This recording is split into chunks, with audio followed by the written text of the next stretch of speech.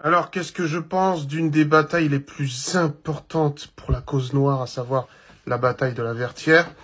Cette bataille qui a lieu le 18 novembre 1803, qui opposa la France, donc Rochambeau, le général Rochambeau, face à Haïti, première nation noire qui s'est libérée, et je dis bien qui s'est libérée d'elle-même, qui n'a pas été libérée, mais qui s'est libérée, qui a pris son indépendance grâce à cet homme, Dessalines, ainsi que beaucoup d'autres hommes, mais lui c'est vraiment Dessalines, qu'on surnomme même Dieu Saline, tellement il est important.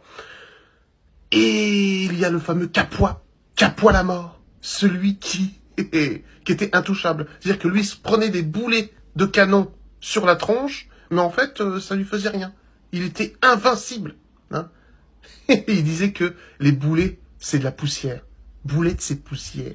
Faut s'imaginer une chose, c'est que quand Rochambeau est descendu de son bateau, il tremblait des jambes. Il tremblait des jambes, il avait tellement peur. Forcément, en face de lui, il avait une armée. Une armée, certes, qui ne disposait pas de boulets de canon, mais d'une arme surpuissante, la volonté d'être libre et indépendant.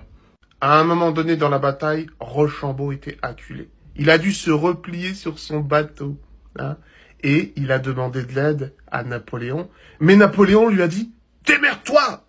Ce ne sont que des Noirs! Vous avez qu'à vous débrouiller! Ça coûte trop cher !» Et donc Rochambeau a été voir les généraux haïtiens.